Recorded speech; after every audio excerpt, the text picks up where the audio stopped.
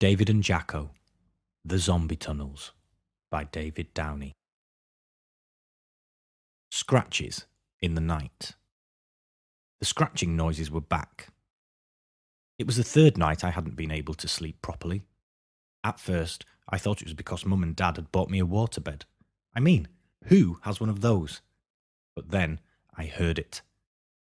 Scratch, scratch, scratch.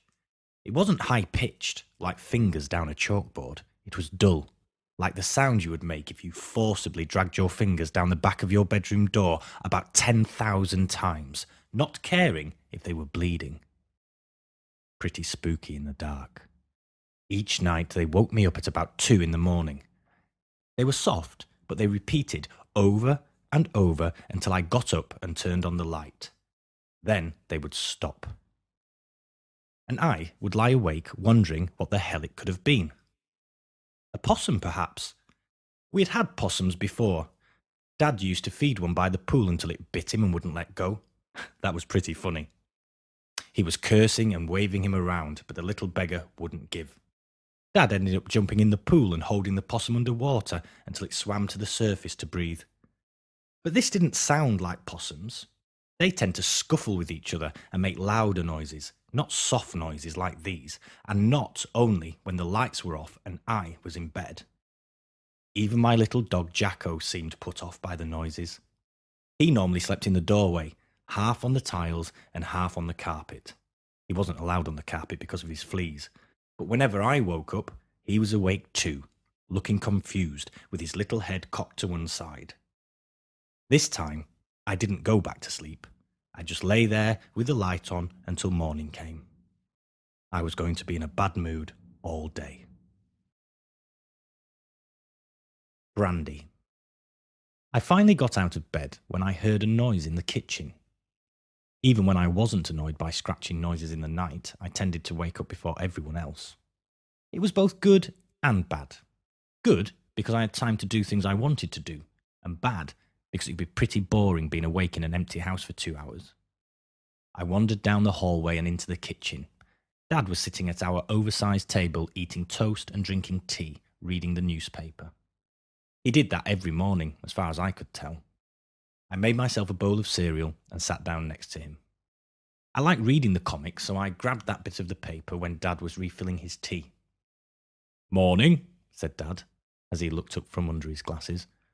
"John came up before. I have some bad news." I was immediately worried about what the news might be. John Moose was my best friend Jolan's dad and lived 2 houses down from me. The bad news might be that they were moving away, which would make me very unhappy. "Brandy's dead." I was shocked. Brandy was Jolan's dog, a lovely big lump of a thing that spent most of its life lying harmlessly in the next-door neighbour's garden where no one could see it. "How?" I asked. "We're not sure, but he had bite marks all over him. We don't know what did it." "That's horrible," I said. "Yes, he was in his favourite spot. The mooses are burying him in the backyard today." I finished my cereal quietly and walked out of the side of the house and up to the main street. I could see Jolan outside, in front of his house, and I walked down to see him. "Mate," I said, "what happened?" "He's gone," said Jolan. He's dead. He's dead." Jolan looked forlorn. He had had Brandy since he was 3. I couldn't imagine Jacko being dead, let alone bitten to death while sleeping.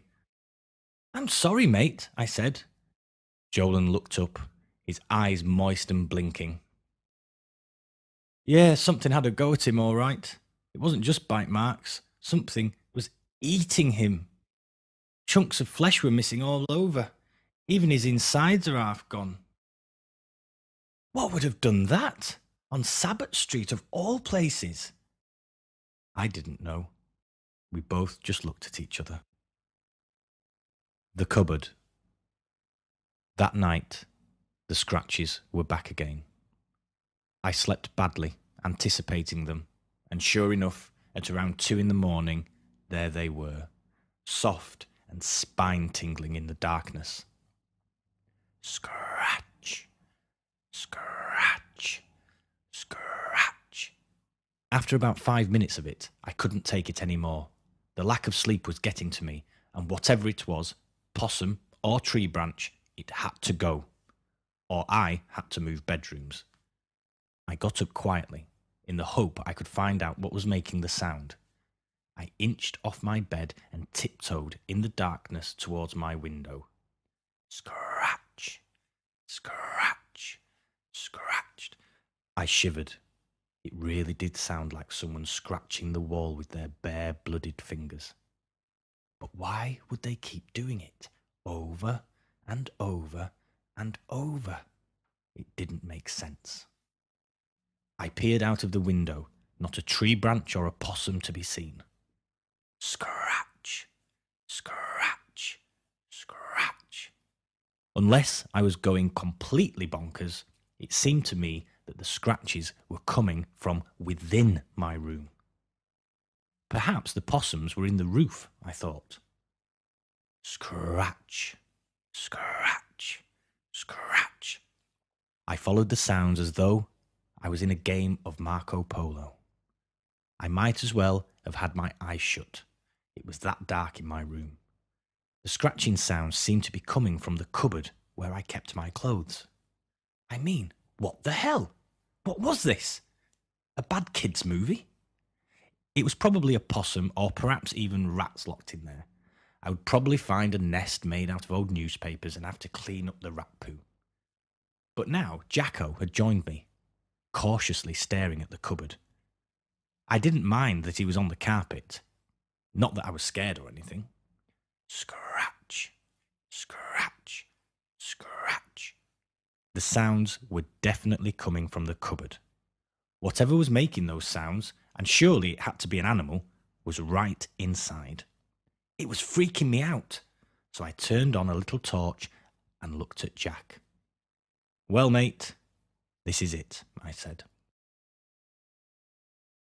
The secret tunnel. The cupboard was empty.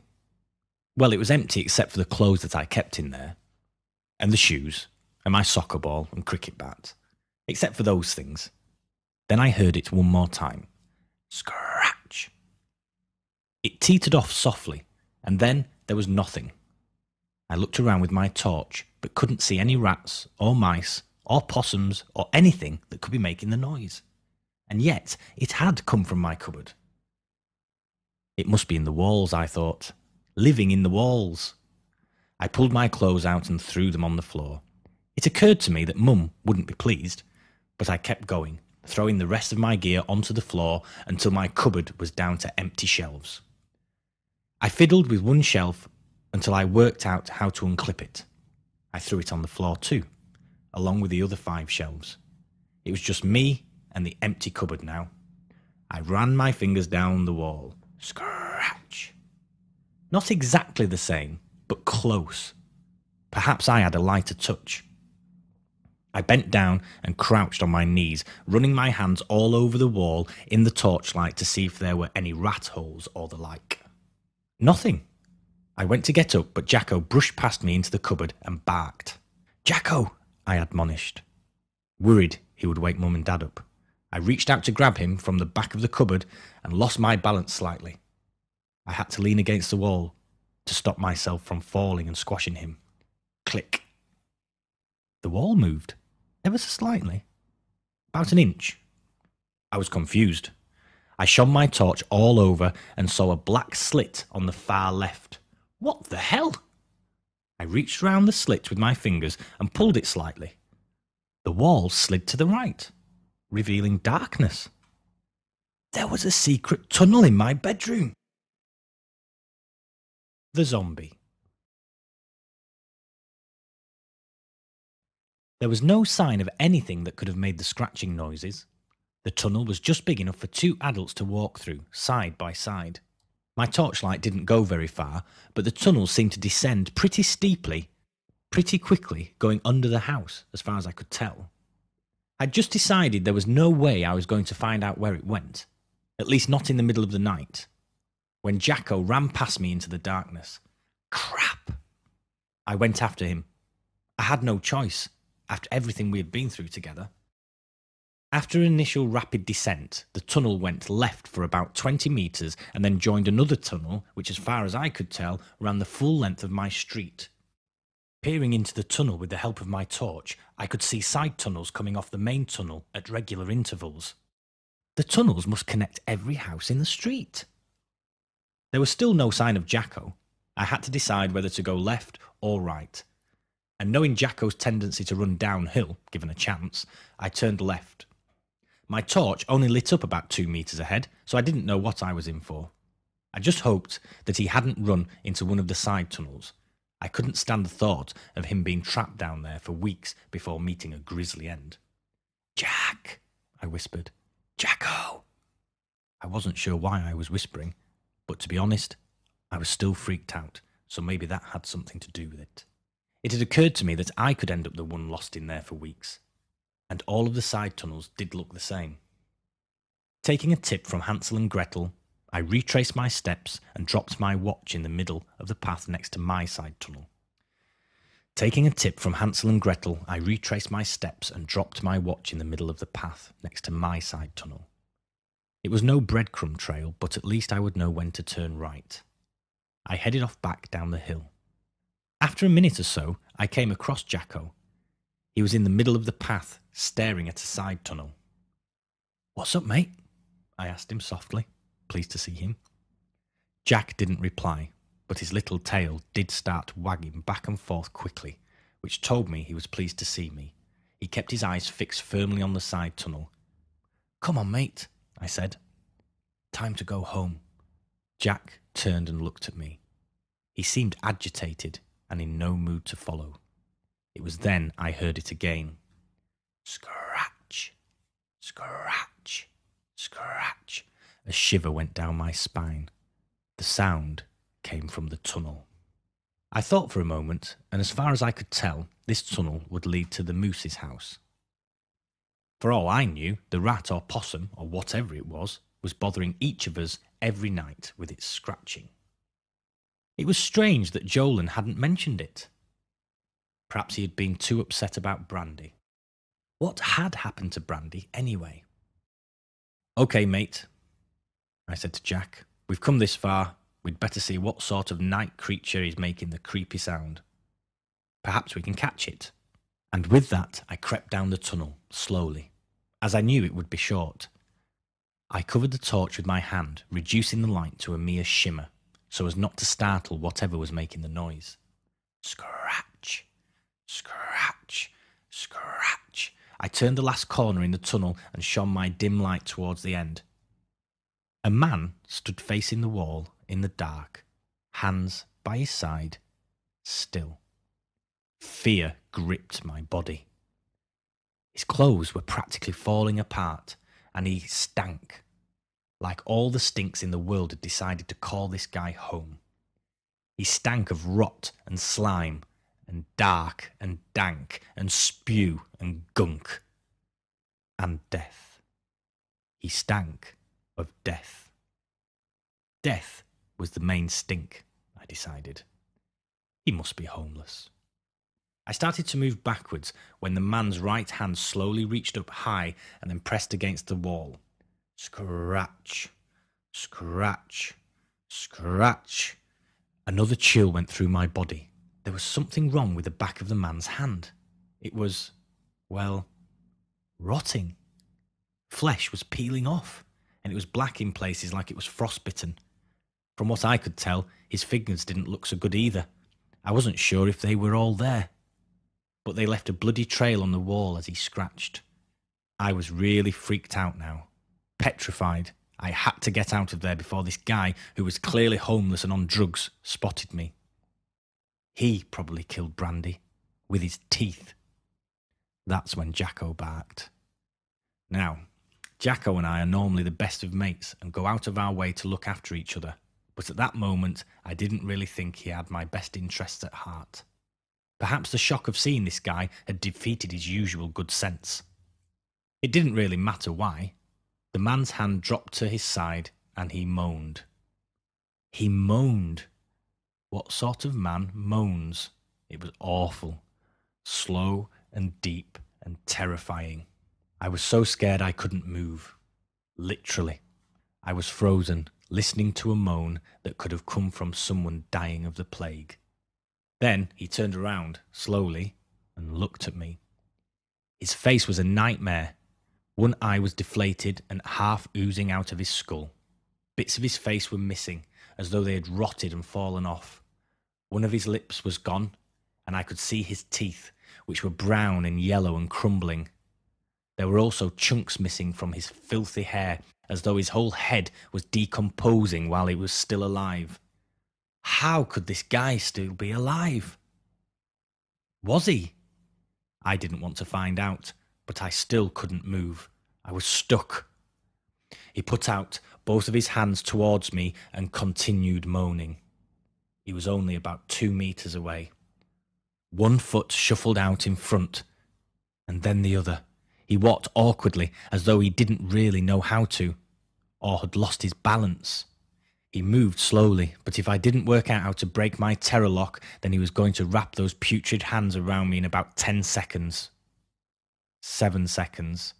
5 seconds. Now it was me moaning. 3 seconds.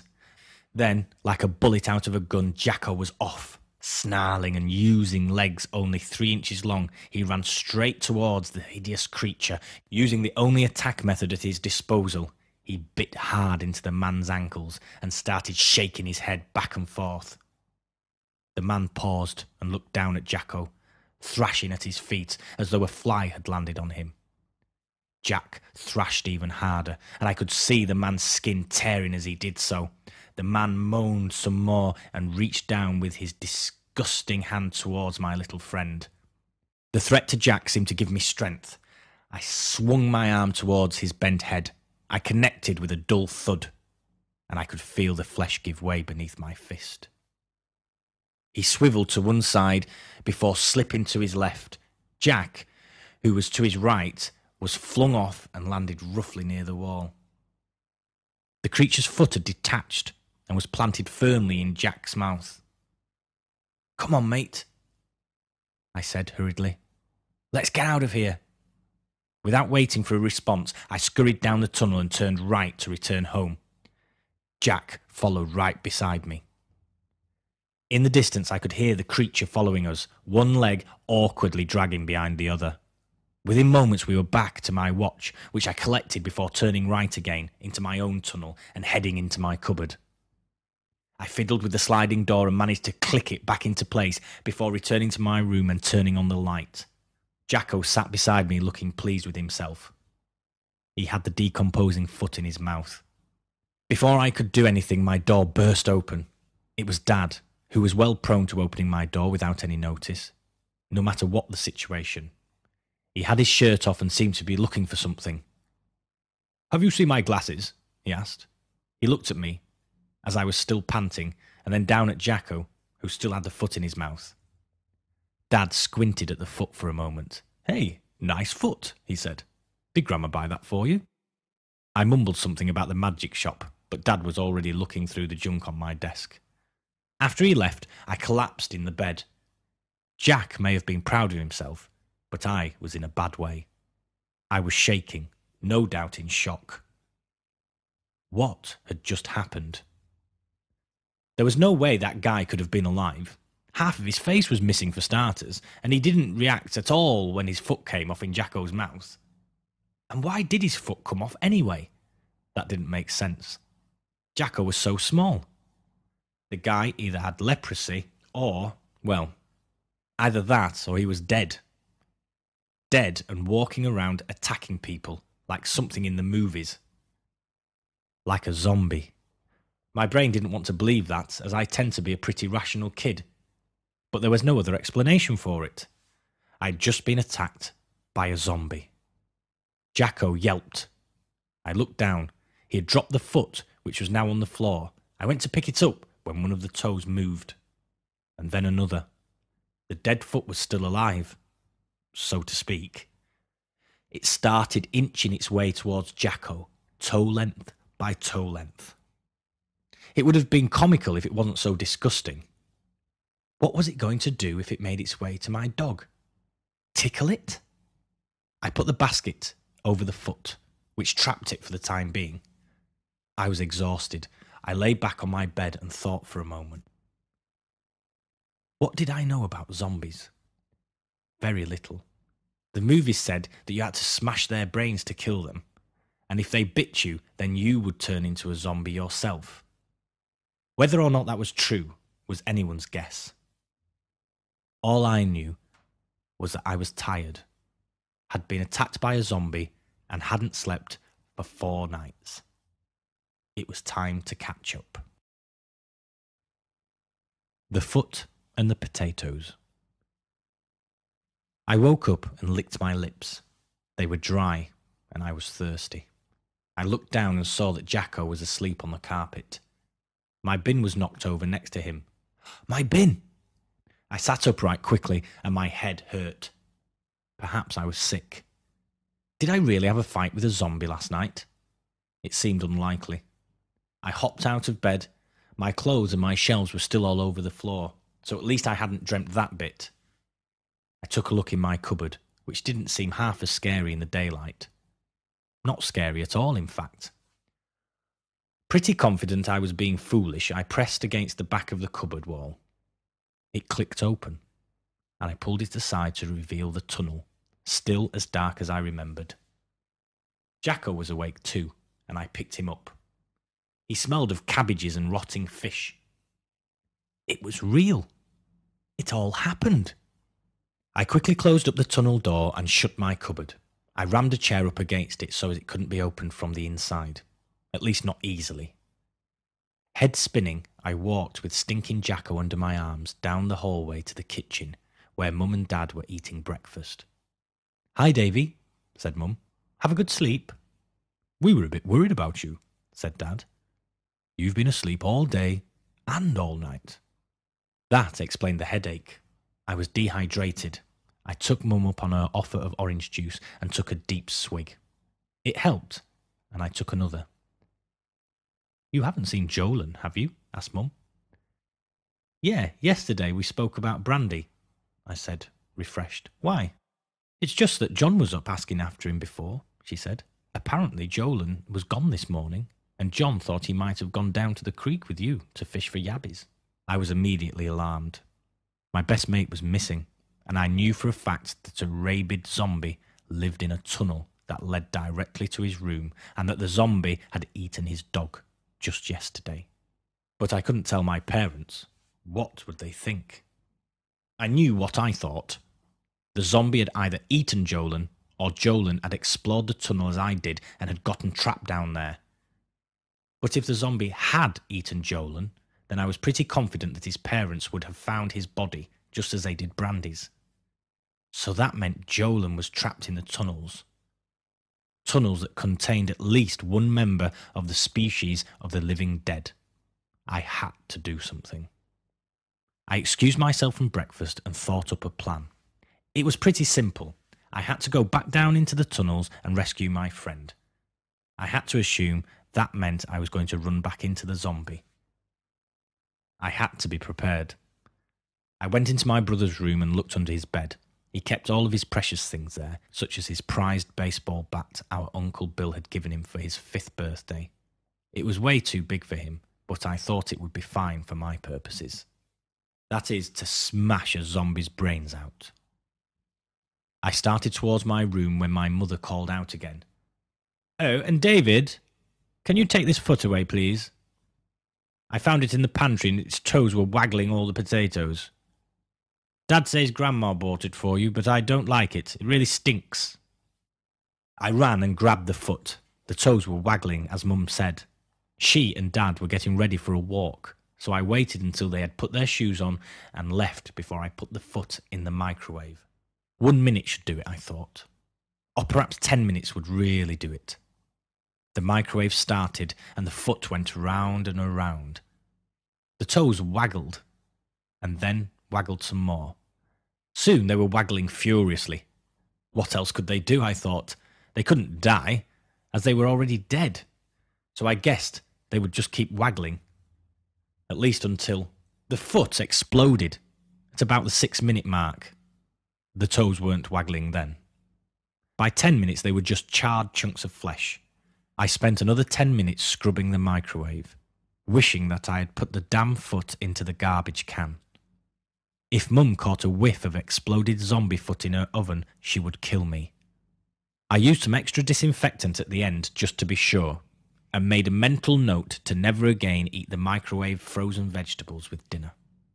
Finally, I grabbed my bat and my own secret weapon, a slingshot, and some ball bearings, along with a ball of string and a head torch Dad used for caving. I tucked the slingshot into my pants and headed back into the tunnel to look for my friend. Jolan. I started out in my tunnel again. I was scared, of course, and cautious. I tied the end of the string to my bed and let it dangle out behind me so that, when the time came, I would be able to find my way home in the dark.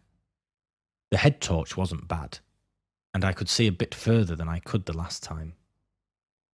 There was no sign of Jolan or the zombie. I didn't know which way to go, but I assumed that he would have gone downhill as I had. So I made my way past his house, Jacko trailing behind me. He seemed a little less confident than he had in his foot assault. I kept going for about 3 minutes, which is a long time in a dark tunnel.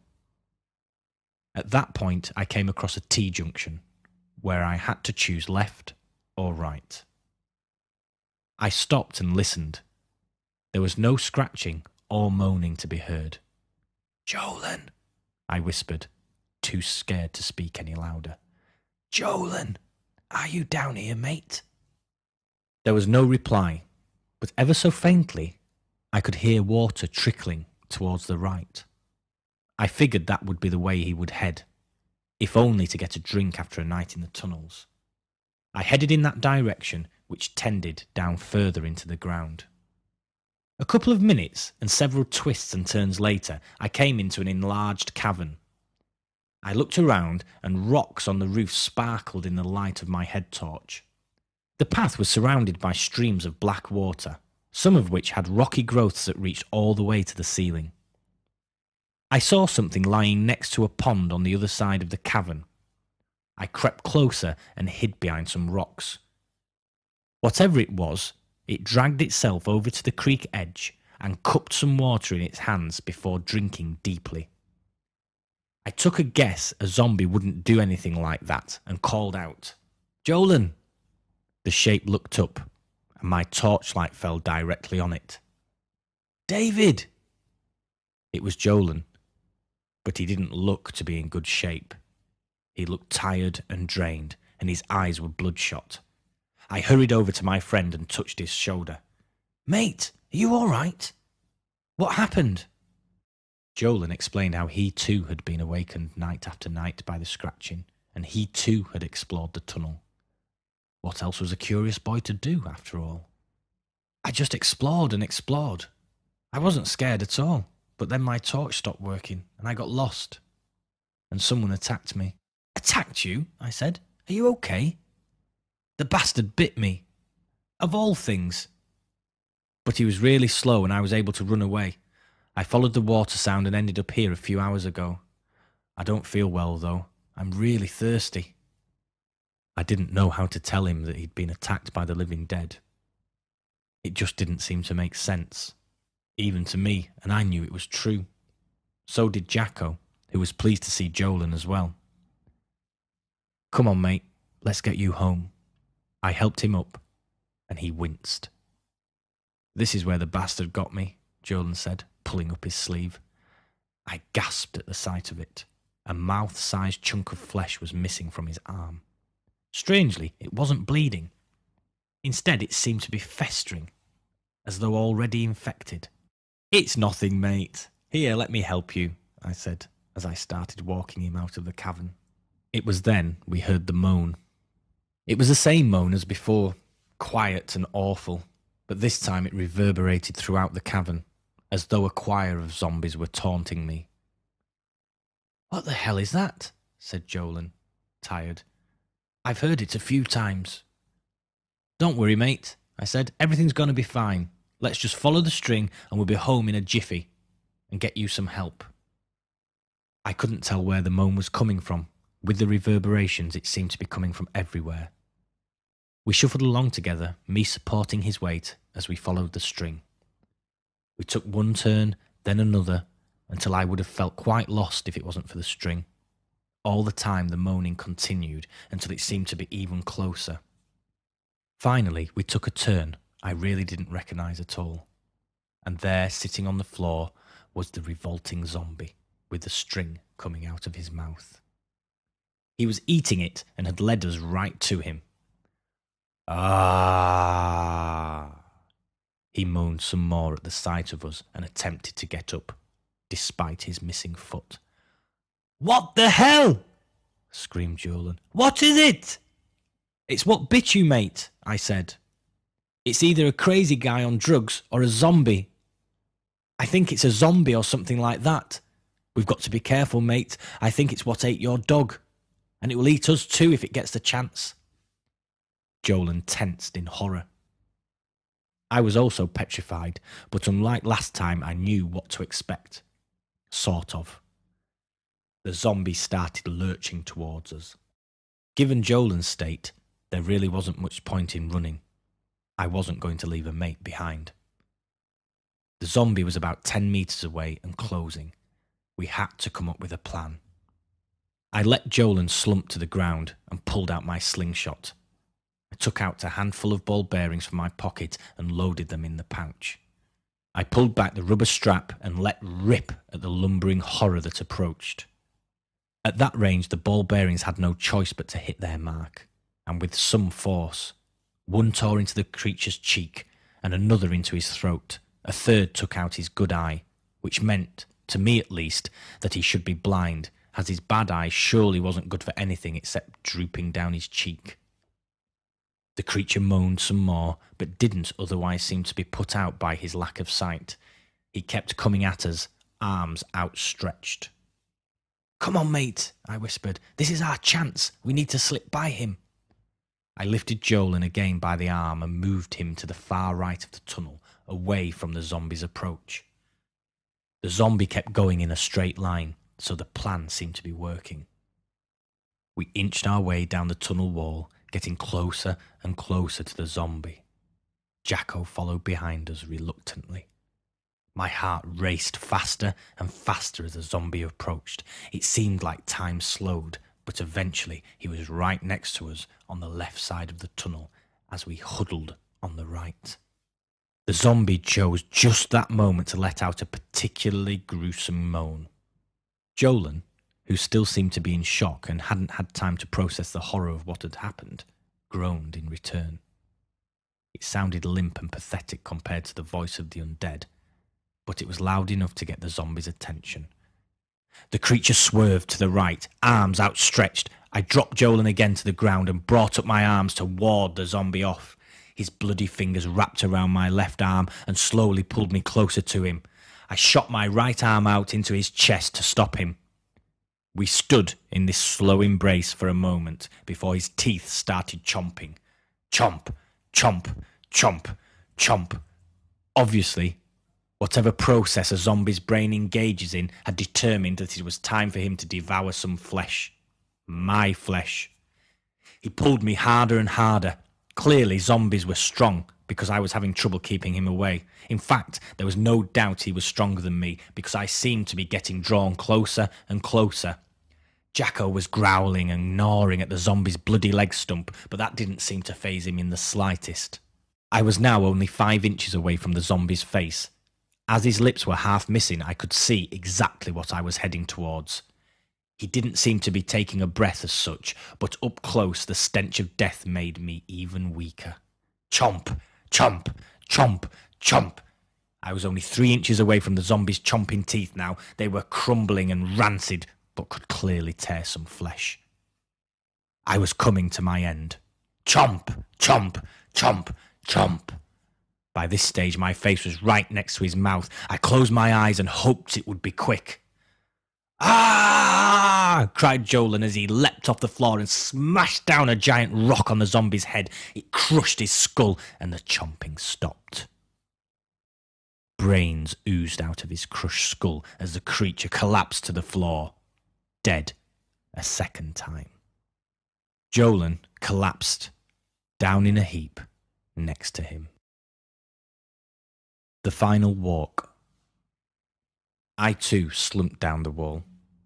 The three of us lay on the tunnel floor, a zombie with its brains smashed out, a sick boy with a festering bite, and his neighbour and best mate who was mentally and physically exhausted from almost getting chomped to death by the undead. Jacko also lay next to the three of us with his head on his front paws, tongue out and panting. We all stayed in these positions for 5 minutes or so without speaking. The situation was almost too terrible to process. I got up off the floor when a little of my strength returned. I moved over to Jolan, who was still slumped where he had fallen after his rock attack. "Jolan," I said, "it's over. We've done it. The creature is dead. You killed it." Jolan's eyes opened, but he didn't seem to see me.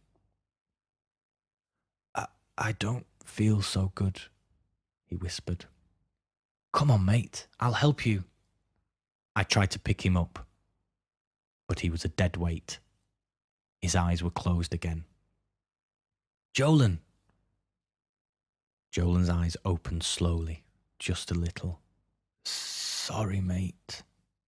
His eyes closed altogether, and he was still. He was dead. My best mate was dead, killed by a zombie in a tunnel under his own street. My heart broke. I had never felt like this before. I clutched my childhood friend close and sobbed at his loss, and mine. I knew I had to get up though. I'd seen too many movies. I picked up my baseball bat and waited. I waited for 5 minutes, then 10, and then 5 more, watching my friend the whole time. Eventually it happened. His eyes flicked open. They were cloudy, but he was still fixated on me. A low guttural moan came from his mouth, and he sat up. His teeth just started chomping as I swung the bat. It smashed into his jaw, and his neck snapped to one side. My second blow was to his skull. Jolan would not have wanted to remain a zombie. Home. Eventually I found my way home. My torchlight was almost exhausted by the time I got there. The zombie had eaten my string, so it hadn't been easy. I felt tired and sick to my stomach beyond words. In my own mind, I had aged about 5 years, which was a lot to me. It was almost night time when I arrived home. I found some boards down the side of the house, as well as some nails and Grandad's old hammer. I hammered up the back of my cupboard as best I could after I put some big pieces of junk in the tunnel to block it. I didn't want any more evening visitors. I crawled into my bed with Jacko and slept. The end.